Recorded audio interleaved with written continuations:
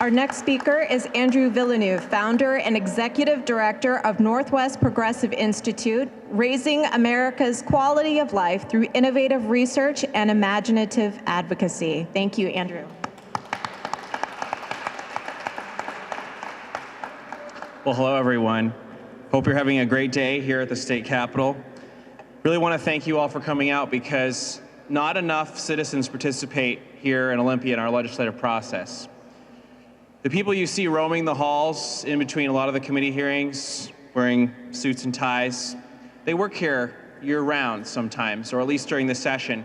And they're the people who are going into lawmakers' offices every day.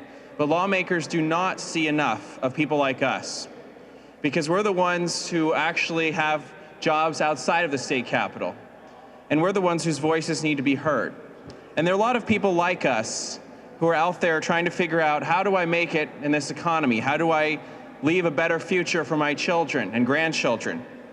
And protecting the planet, if we don't leave a better earth than we found it, we're not going to be passing on a very good legacy for our children.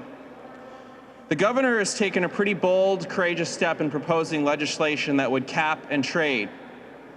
And it's actually modeled on a system that is working very well in California. If you haven't been following the progress of California's system, you should take a look at some of the news that's coming out of the Golden State, because they're doing a very good job of getting a handle on this problem.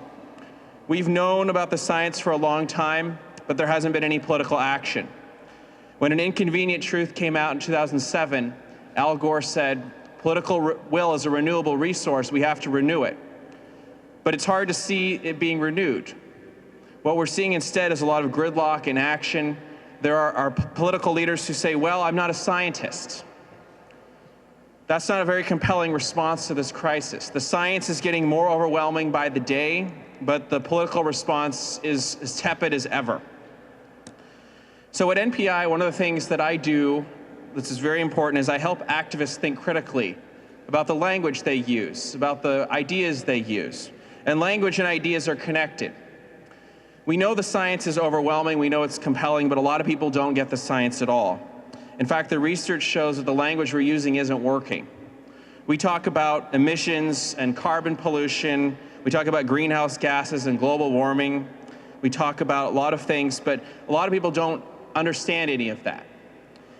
So one of the things that our organization tries to do, as I said, is to educate people and help them understand, how do we communicate more effectively? And the best research that we have available at this time tells us that we need to be changing the language that we use.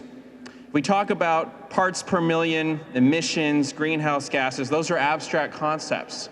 And a lot of the people out there who don't understand the science don't know what we're talking about. Parts per million goes right over their head. And a lot of people aren't sure whether the climate crisis exists or whether it's human caused. They just don't know. They're not sure because the media has not portrayed this in the way that they should. They've portrayed a debate, and a debate suggests doubt, uncertainty, no consensus. Now, that's not a representation of the science, because we know that the science is very clear and there is a consensus, but you wouldn't know that from the media coverage. So how do we communicate with the public? How do we get them to understand what's going on? How do we get them to care? Well, one of the things we know is that if the other side is wrong, then we have a real problem. Because if we're wrong, the worst that could happen is we get cleaner air, cleaner water, better soil, better food. All the outcomes are good. Thank you. And if they're wrong, we have catastrophe. So how do we get the public to understand that only good can come out of taking action? Only good can come out of us caring about this issue?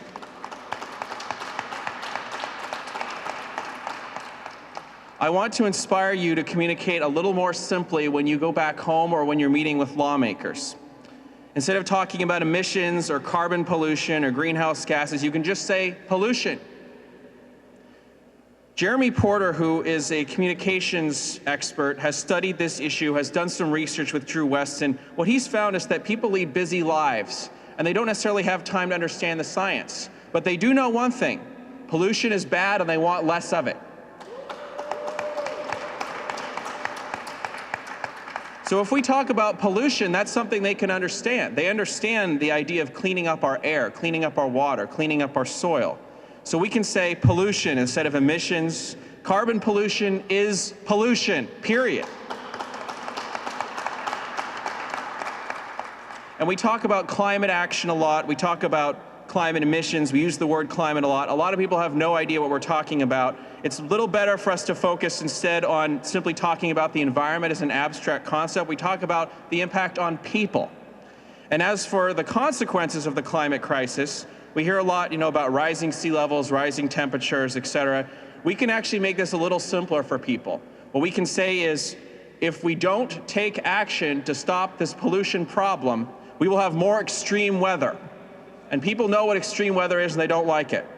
Extreme weather could be more hurricanes, could be more floods, it could be more wildfires, it could be more drought. But you can talk about extreme weather, and the polling shows this concept resonates with people. They get it. They don't want more extreme weather. They will care about taking action to prevent it. And as for, again, parts per million, just say pollution's getting worse. The science is there. If you have an opportunity to explain the science, then by all means, go into some depth. But when you only have a minute or two, just talk about pollution. You got to maximize the time you have, and you have to connect with people in the best way possible. So I've got a cheat sheet here, which is called How to Talk About the Climate. If anyone would like a copy of this, I brought extras. We're going to be publishing this research on our own publications. Sightline has also talked a bit about it. So I would just encourage you, when you go out there and talk to people, use the simplest language that's available and simplify the concepts. You don't need to explain to everyone what parts per million is. You don't need to explain to everyone what the latest article in Nature says. Just tell them the basics. Pollution is getting worse. It's affecting our quality of life. It's hurting our ability to leave a better future for our children and grandchildren. And there are simple actions we can take as a state, proven actions we can take as a state, that will allow us to get a handle on this pollution problem. And we don't have to lose our economy, which is really the collective sum of our endeavors. It is not a deity, it is not part of nature, it is what we do together as a people. And we can make our economy work for everyone and make it work cleanly if we work together and care about the issue. So I would encourage you, don't give up any hope, no matter how depressing the political circumstances may seem. We are in this together, and nobody ever got anywhere by saying that something couldn't be done.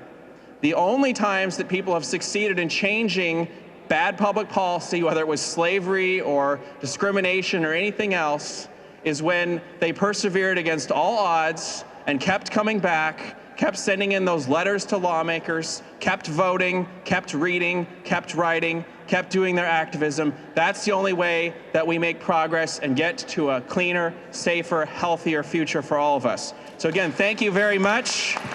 Good luck today with all of your meetings. Let's go out there and make some progress.